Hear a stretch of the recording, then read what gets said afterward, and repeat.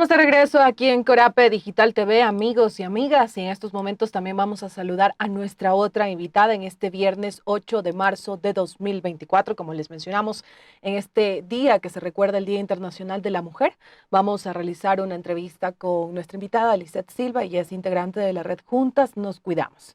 Lisette, fue en 1995 cuando las Naciones Unidas empezó a conmemorar el 8 de marzo como el Día Internacional de la Mujer. Desde entonces la fecha se ha convertido en un espacio donde con más fuerza las mujeres demandamos el respeto hacia nuestros derechos y a una vida digna. Pero ¿qué pasa con este tema precisamente los derechos humanos de las mujeres en Ecuador? ¿Por qué se continúa diciendo que la pobreza y desigualdad siguen teniendo rostro de mujer? Bienvenida. Buenos días con todos. Bueno, claro, desde el 75 se declara que el 8 de marzo Día de la Mujer. Usualmente nos felicitan, nos dicen que es un buen día, pero tenemos que recordar que es más un día de conmemoración porque aún hay temas pendientes que tratar. Perfecto, respecto a esto del tema de la pobreza, respecto al tema de la violencia, son temas que aún nos atraviesan y son temas pendientes que el Estado aún nos debe tratar. Tenemos, por ejemplo, las cifras de desempleo. Usualmente el país ha seguido una tendencia decreciente en cuanto a empleo pleno, pero son las mujeres las que se ven más afectadas. Incluso en las tasas de empleo no remunerado son mayormente las mujeres y las de la ruralidad las que tienen empleo no remunerado porque son las que deben llevar las cargas del hogar, las cargas del cuidado.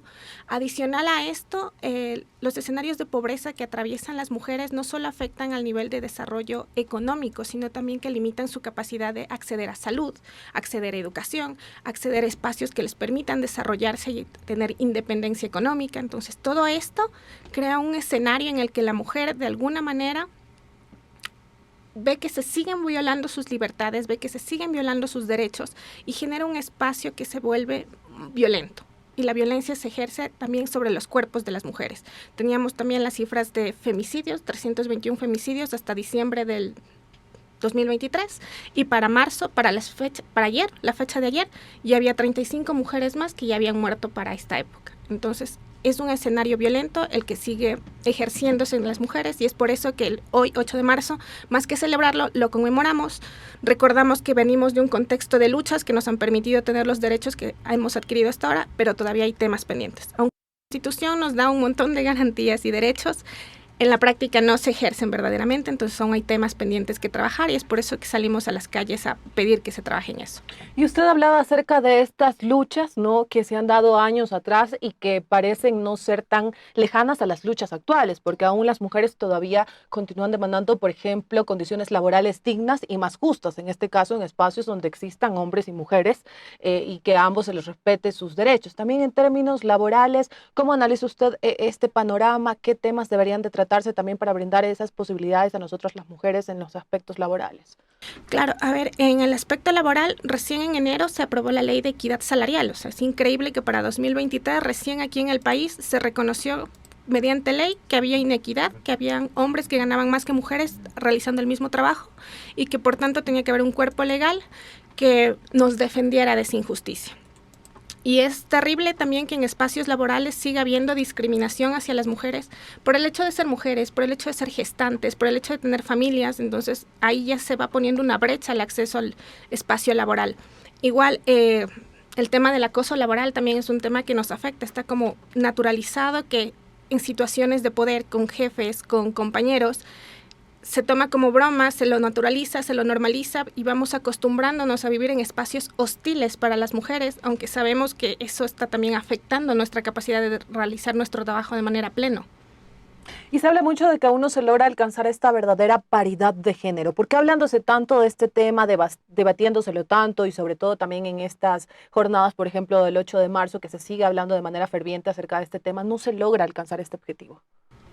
Claro, es que el tema de la paridad de género es complicado verlo efectivamente alcanzado porque venimos de un entorno cultural en el que la educación que recibimos en nuestros hogares, que respiramos todos los días en la sociedad, nos afecta de ciertas maneras en las que a veces no nos damos cuenta. Vamos naturalizando el que está bien que las mujeres tengan cargos de poder, pueden trabajar igual que los hombres, pero para roles ejecutivos, directivos, todavía no estamos tan seguros de que las mujeres tengan capacidades. En el ámbito político lo vemos mucho, o sea, tenemos presidentes, pero presidentes es dudoso.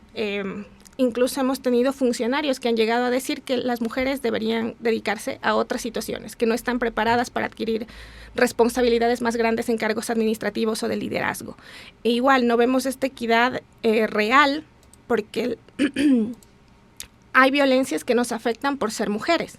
La violencia física, la violencia de género nos da más fuerte a nosotras porque estamos en espacios más dedicados, nos han dejado espacios más solo para las mujeres, el hogar, el cuidado, las tareas de criar a los hijos. Cuando las mujeres intentan superar esta brecha, necesitan acceso a educación y esto también es súper complicado porque incluso en estos espacios generalmente las mujeres son las que están más empobrecidas, difícilmente si tienes pocos recursos vas a adquirir educación, entonces hay que hacer un trabajo de fondo desde las estructuras del Estado para que esto se vaya superando. Lizeth, también cómo entender un tema muy importante y es precisamente entender sobre todo que en espacios laborales y en otros lugares no es una competencia que hacemos entre hombres y mujeres. Yo decía al inicio de la transmisión que en este caso esta lucha no solo debe movilizarnos a nosotras las mujeres por pensar en las mujeres que ya estamos y en las niñas que están creciendo, en nuestros hijos, sobrinos, hermanos y demás, sino también es una lucha que debe incluir también a los hombres. Entender eso también, que no es una competencia entre hombre y mujer. Claro, por supuesto. De hecho, es como se ha distorsionado la idea del feminismo y de la igualdad en que somos hombres versus mujeres, que estamos peleados, pero no, o sea, si se entiende que estamos promoviendo equidad, es para beneficio de la ciudadanía en general, beneficio de la sociedad en general. En un entorno en el que se respeten los derechos individuales de hombres y mujeres, va a ser más fácil convivir, va a ser incluso más efectivo a nivel económico, que haya más mujeres inmersas en las capas productivas del Estado, va a ser más fácil tratar situaciones de violencia, porque si estamos conscientes que debemos ser equitativos ante la ley, recursos que ahora se están destinando solamente para ejecutar programas de prevención de la violencia, para tratar la violencia, se podrían redistribuir en otros aspectos que son también súper necesarios. Por lo pronto es necesario trabajar para combatir estas formas de violencia, estas formas de desigualdad, pero si trabajáramos todos en entender que no es una cuestión de hombres versus mujeres, sino una cuestión de equidad para una sociedad más justa, sería más efectivo. Y también cómo entender este trabajo que nosotros podemos hacer desde nuestros hogares, con nuestros familiares, desde los centros educativos y desde otros espacios comunitarios, porque así también en este caso hablamos de este tema y del rol importante que tienen tanto los hombres y mujeres en la sociedad, desde los niños más chiquititos, contarles esto. Claro, de hecho el aspecto de la educación es súper importante porque es ahí donde empezamos a formar nuestras formas, nuestra mentalidad, la forma en la que nos vamos a relacionar en sociedad, con nuestros pares, con nuestros iguales.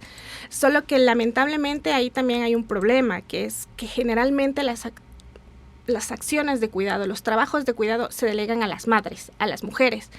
Y si estas mujeres tampoco han mentalizado que hay que superar estas brechas de género, estas visiones un poquito machistas en las que dejamos que los hombres hagan ciertas tareas, las mujeres ciertas tareas, se va a seguir reproduciendo. Entonces, lo ideal sería involucrarse tanto hombres como mujeres, haciendo una lectura de los tiempos que vivimos, involucrarse ambos en tareas de cuidado, hacer más equitativo el trabajo del cuidado doméstico, el cuidado de la casa, o sea, que niños pequeños, sin necesidad de estarles diciendo, las mujeres también pueden hacer esto, que el padre se involucre en las tareas de cuidado, que los niños vean que el padre también puede lavar, puede cocinar, puede hacerse cargo de cuidar a los niños, recogerlos de la escuela. Entonces, esas pequeñas acciones dan un gran paso a formar el carácter de los nuevos ciudadanos. Seguimos en esta entrevista con Lizeth Silva. Estamos hablando un poco acerca del Día Internacional de la Mujer en este 8 de marzo. Lizeth es integrante de la red Juntas Nos Cuidamos y también consultarle en este caso. Usted había hablado de un tema que se debe tratar también desde el Estado, de manera estructural. Según datos de Naciones Unidas, tan solo el 5% de la ayuda gubernamental va destinada a acabar con la violencia de género, que este también es un tema muy importante y que sobre todo en estas luchas del 8 de marzo sale mucho a flote. ¿Cómo analiza también este escenario en nuestro país y también esos puntos y esas reflexiones importantes que debe tener el gobierno para actuar de manera urgente? A ver, este es un tema que nos da fuerte a toda Latinoamérica, que es en situaciones de violencia, situaciones de crisis de seguridad y crisis económica, generalmente en materia de derechos, en educación, es donde más se empieza a cortar presupuesto. Hace unos días atrás, la ministra decía que había logrado mantener el presupuesto del Ministerio de Gobierno, del Ministerio de la Mujer, para ejecutar los programas y proyectos. Pero es un presupuesto chiquito. Y aún así hay muchas tareas pendientes. El Estado todavía nos debe el Registro Único de Violencias contra la Mujer, un programa efectivo para prevenir y erradicar el embarazo en adolescentes. Al mismo tiempo también tenemos ya la ley de erradicación de la violencia, tenemos un sistema integral para prevenir la violencia, pero no trabaja en conjunto, no es efectivo, la gente no lo conoce, entonces tenemos tareas pendientes hasta de comunicación, o sea, el gobierno nos debe incluso hasta campañas de difusión para conocer los sistemas con los que contamos y cómo activar el sistema de acceso a la justicia. Entonces, aquí todo es trabajo pendiente y son las organizaciones sociales las que generalmente le están recordando al gobierno como hay cosas que hacer, que se redistribuya el presupuesto, hay que cuidar también desde las calles, desde la lucha social, que ese presupuesto no se haga cada vez más pequeño porque es ahí donde más se reduce. Entonces, entre esos temas pendientes está incluso la sensibilización de los servidores de justicia en materia de género. Y hablando también de este trabajo y de este acompañamiento en todos estos temas y sobre todo en casos de violencia de género, quisiéramos saber ya en la parte final cuál es el trabajo y el apoyo que realizan desde la red Juntas Nos Cuidamos para las personas que nos ven y nos escuchan, conozcan un poco más y también tengan esa guía en caso de recurrir hacia ustedes. Claro, a ver, Juntas Nos Cuidamos es una red de acompañantes en primeros auxilios legales en casos de violencia de género. Es decir, que si tú o cualquier persona que conozcas está viviendo una situación de violencia y no sabe exactamente qué tipo de violencia es, cómo podría actuar, basta con que se comuniquen a nuestras líneas, nos escriban un mensajito, nos llamen, nosotras de forma totalmente gratuita, totalmente cuidada, anónima y precautelando siempre su integridad, le brindamos asesoría.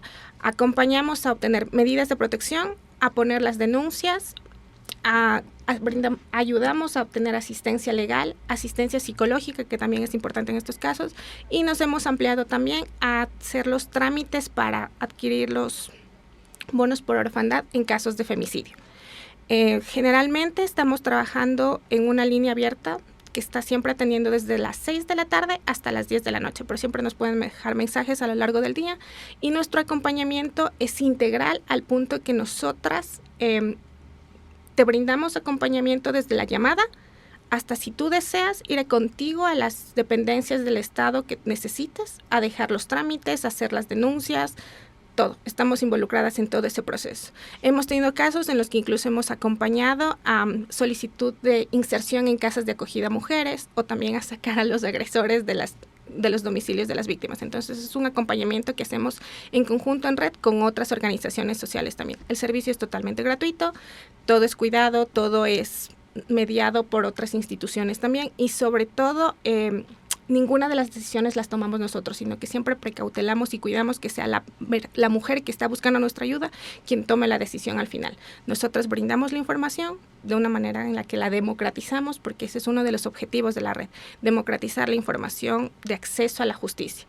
De hecho, es por eso que muchas de nuestras acompañantes no necesariamente son abogadas, sino que son miembros de la sociedad civil, diferentes profesiones, diferentes carreras, madres de familia, hijas, hermanas, lo que sea, con el deseo de ayudar, que nos hemos capacitado para brindar acceso a la justicia a todas las mujeres víctimas de violencia. Qué bonito eso y también saber de este trabajo en red que realizan y este acompañamiento que ustedes brindan a las mujeres que muchas veces son situaciones complejas, difíciles de abordar y que se necesita el acompañamiento en este caso para poder avanzar y hacerle frente a estas situaciones de violencia. Y ya en la parte final, para culminar esta entrevista, Lisette, este mensaje en este 8 de marzo.